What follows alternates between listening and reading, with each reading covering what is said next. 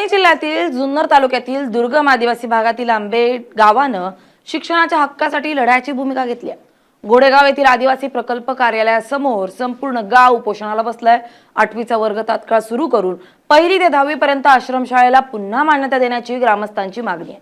या आंदोलनामागची नेमकी कारणं आणि विद्यार्थ्यांच्या भवितव्याशी निगडीत प्रश्न जाणून घेऊयात या स्पेशल रिपोर्टमधून। हातात फलक, चेहऱ्यावर संताप आणि डोळ्यात मुलांच्या भवितव्याची चिंता हे चित्र आहे जुन्नर तालुक्यातील आंबे गावातील ग्रामस्थांचं। शिक्षण हा प्रत्येक मुलाचा मूलभूत अधिकार असतानाही आपल्या मुलांना शिक्षणापासून वंचित राहावं लागत असल्याचा आरोप करत संपूर्ण गावच उपोषणासाठी रस्त्यावर उतरले। घोडेगाव येथील आदिवासी प्रकल्प कार्यालयासमोर 105हून अधिक कुटुंबातील महिला, पुरुष, ज्येष्ठ नागरिक आणि युवक उपोषणाला बसलेत। ही केवळ शाळेची मागणी नाही तर आदिवासी विद्यार्थ्यांच्या भवितव्याचा प्रश्न असल्याचं ग्रामस्थ सांगतायत। ग्रामस्थांच्या म्हणण्यानुसार 2003 मध्ये गावात 1ली ते 7वी पर्यंत आश्रमशाळा सुरू झाली। त्यानंतर विद्यार्थ्यांची संख्या वाढत गेल्याने 8वी ते 10वीचे वर्गही सुरू करण्यात आले।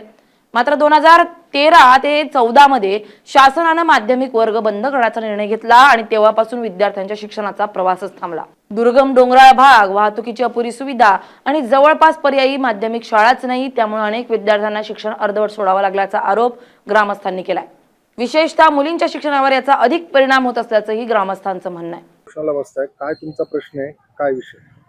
आज घोडेगाव या ठिकाणी आदिवासी प्रकल्प ऑफिस घोडेगाव या ठिकाणी आंबे तालुका जुन्नर या गावातील सर्व 105 कुटुंबातील प्रत्येक सदस्य उपोषणाकरता बसलेला आहे।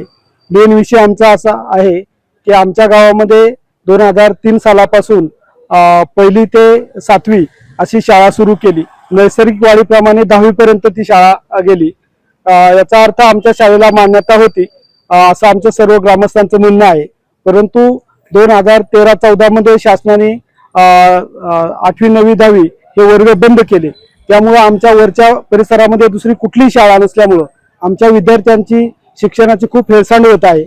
तर आज आम्ही सर्व या ठिकाणी बसलेलो आहोत की 8वीचा वर्ग तात्काळ सुरू करावा आणि नैसर्गिक वाढीप्रमाणे 10वी पर्यंत 1ली ते 10वी पर्यंत आश्रमशाळा सुरू करावी या मागणीकरता आंबे गावातील 107 परिवारातील प्रत्येक सदस्य या ठिकाणी बसलेला आहे।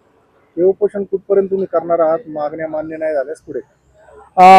आज पूर्ण सर्व गावाची लोक या ठिकाणी उपोषणाला बसलेले आहेत। दुसऱ्या दिवसापासून आमचे एक 15 लोकांचा ग्रुप या ठिकाणी उपोषणाला बसणार आहे। आम्हाला लेखी जोपर्यंत या ठिकाणी हातात कागद भेटत नाही की शाळा सुरू करण्याची ऑर्डर भेटत नाही आणि त्याचप्रमाणे वरच्या पातळीवर त्या प्रकारचा पॉझिटिव्ह रिपोर्ट जात नाही तोपर्यंत आमचं हे उपोषण चालूच राहील। आज संपूर्ण गाव उपोषणात सहभागी झालाय। उद्यापासून दररोज 15 जणांचे गट साखळी उपोषण करणार आहेत। शासनाकडून लेखी आदेश मिळेपर्यंत आणि 1ली ते 10वी पर्यंत आश्रमशाळा सुरू करण्याचा सकारात्मक निर्णय होत नाही तोपर्यंत आंदोलन मागे घेणार नसल्याचा इशारा ग्रामस्थांनी दिलाय।